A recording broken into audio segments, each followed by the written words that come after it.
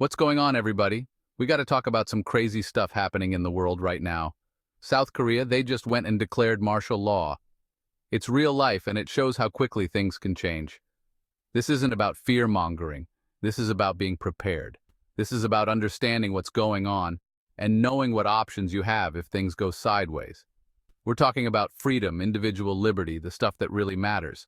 So we're diving deep into this martial law thing. We're going to look at how it might play out, what your rights are, and most importantly, what you can do about it. First things first, checks and balances. It's a concept that's been around for centuries, designed to prevent any one branch of government from becoming too powerful. It's like a game of rock, paper, scissors, where each branch can counteract the others. The government, any government, has got to have some limits on its power. Without these limits, we risk falling into tyranny, where a single entity or individual holds all the power and makes all the decisions. That's just common sense.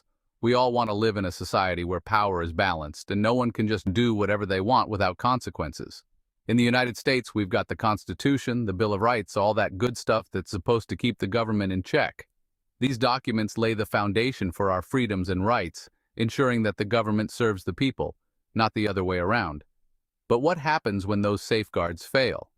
What happens when the very systems designed to protect us start to crumble? What happens when the people in power decide to ignore the rules?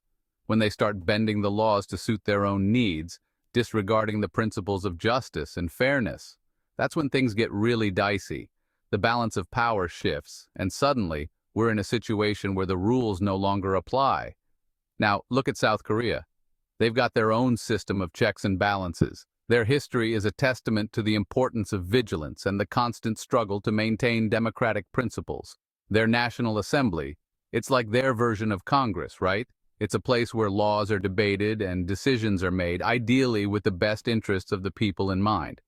But here's the thing. When martial law gets declared, a lot of those checks and balances, they can go right out the window. The military steps in and suddenly the democratic process is sidelined. The military, they start calling the shots. Decisions are made quickly, often without the usual oversight or debate.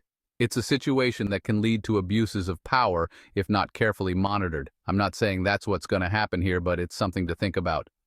We need to be aware of the potential for such scenarios and understand the importance of maintaining our democratic institutions.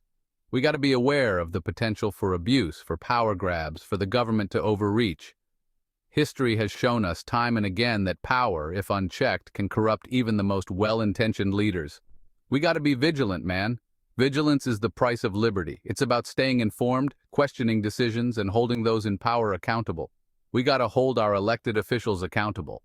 They work for us, and it's our duty to ensure they remember that. We need to engage in the political process, attend town hall meetings, and voice our concerns. We got to make sure they know that we're paying attention, and we won't stand for any funny business. Public scrutiny is a powerful tool in keeping our leaders honest. This isn't about being paranoid, it's about being prepared. Preparedness means having a plan, understanding the risks, and knowing how to respond if things go south. It's about understanding the potential consequences of unchecked power. When power is concentrated in the hands of a few, the rights and freedoms of the many can be easily trampled. It's about being ready to defend our freedoms if we have to. Freedom isn't free. It requires constant effort and vigilance to maintain. Because at the end of the day, that's what it's all about, right? Freedom, liberty. These are the core values that define our society and our way of life. The right to live your life the way you see fit. To pursue happiness, to speak your mind, to be who you are without fear of oppression. We can't take those things for granted, man. Every generation has to fight to preserve these rights, to ensure that they are passed down intact to the next. We got to be willing to fight for them. Whether it's through peaceful protest, voting, or simply staying informed, we all have a role to play in defending our freedoms. Not everyone's going to resist when the beep hits the fan. Some people, they'd rather just put their heads down, follow the rules, and hope for the best. Confrontation ain't for everyone. But here's the thing about rolling over. It emboldens the people in power. It tells them they can get away with anything. Think about it. If you were a dictator, wouldn't you want a population that just blindly obeyed your every command? Of course you would. It'd make your life a whole lot easier. But that's not how a free society works. A free society requires active participation, critical thinking, and a willingness to stand up for what you believe in, even when it's hard. When we just roll over, we become complicit in our own oppression. We give away our power, and we became like wolves. They're always looking for an easy meal. Don't be an easy meal. Be a goddamn lion. Roar, fight back, make them earn every inch, because your freedom, your rights, your very way of life, it's worth fighting for. States' rights. This is a topic that has been at the heart of American politics since the founding of the nation. It's a debate that has shaped our history and continues to influence our present. This is where things get really interesting. The tension between state and federal power is like a never-ending tug of war, with each side pulling for control. See, in the United States, we have this whole federalism thing going on. Federalism is the system that divides power between the national government and the state governments. It's a way to ensure that no single entity has too much control. The federal government has its powers, and the states have theirs. This division is supposed to create a balance, a system of checks and balances that keeps our democracy healthy. It's supposed to be a balance of power, right? But maintaining that balance is easier said than done. There are always conflicts and disagreements about where the lines should be drawn. But what happens when the feds overstep their bounds? What happens when the federal government starts to encroach on areas that should be under state control? What happens when they start trying to impose their will on the states?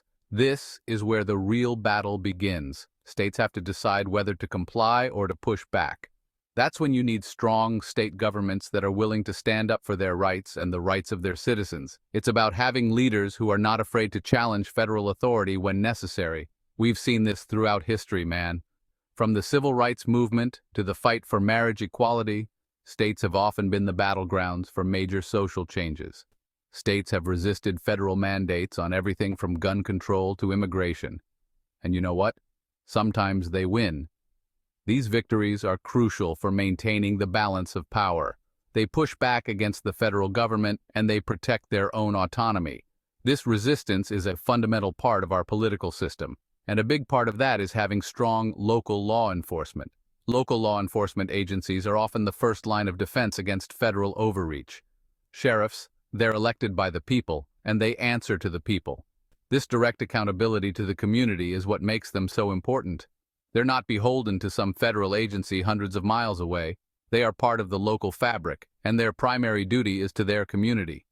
They're part of the community, and they're sworn to uphold the Constitution, not the whims of some politician in Washington. This commitment to constitutional principles is what gives them their legitimacy. So states' rights, local control, it's all connected, man. It's about creating a system where power is distributed and not concentrated in one place. It's about keeping power as close to the people as possible. When power is local, it's more responsive and accountable to the needs and desires of the community. It's about making sure that the government doesn't get too big, too powerful, and too out of control. By maintaining a balance between federal and state power, we protect our freedoms and ensure a more just society. The elephant in the room, getting the hell out of Dodge. It's a scenario that most of us don't want to think about, but in today's world, it's something we can't afford to ignore. Look, I'm not saying it's going to come to this, but it's something you gotta at least consider, man. The news is filled with unsettling stories, and it's easy to feel overwhelmed. But being prepared isn't about living in fear. It's about being smart and proactive. If things get really bad, if the government becomes truly tyrannical, if your freedoms are truly at risk, you might have to make the tough decision to leave. It's a harsh reality, but one that has been faced by countless individuals throughout history. It's not an easy decision, man. Leaving your home, your country, everything you've ever known, it's a huge deal. The emotional toll can be immense, and the uncertainty of what lies ahead can be daunting. But sometimes, it's the only way to protect yourself and your family.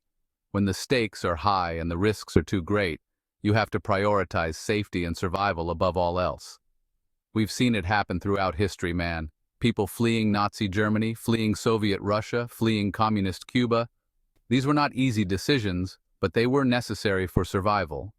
These were people who saw the writing on the wall and they knew they had to get out while they still could. They understood that staying put could mean the difference between life and death. Now, I'm not saying that America is about to become Nazi Germany or Soviet Russia. But I am saying that we can't take our freedoms for granted.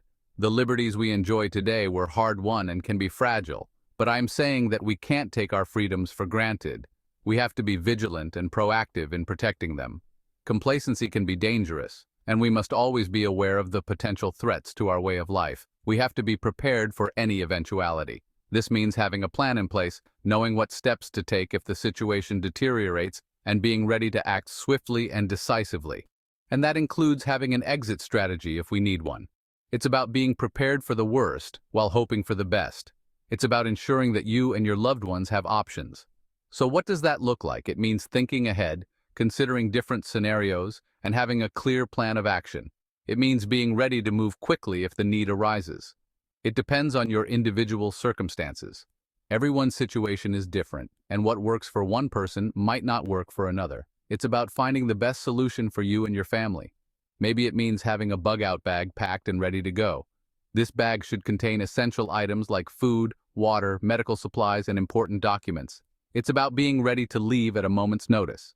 Maybe it means having a safe house in another state or another country, a place where you can go to be safe and secure, away from the chaos and danger. Maybe it means having dual citizenship or a second passport. This can provide you with more options and greater flexibility in times of crisis. The point is, have a plan, man. Don't wait until it's too late. Take the time now to think about your options and make the necessary preparations. Don't wait until it's too late. Time is of the essence, and being prepared can make all the difference. So take action now and ensure that you and your loved ones are ready for whatever comes your way. So, there you have it, folks. 4 ways to handle martial law. It's some heavy stuff, I know. But like I said at the beginning, this isn't about fear-mongering. It's about being prepared. It's about knowing your options. What do you guys think? Which option makes the most sense to you? Hit me up in the comments. Let's keep this conversation going. Thanks for watching, and as always, stay vigilant, stay prepared, and stay free.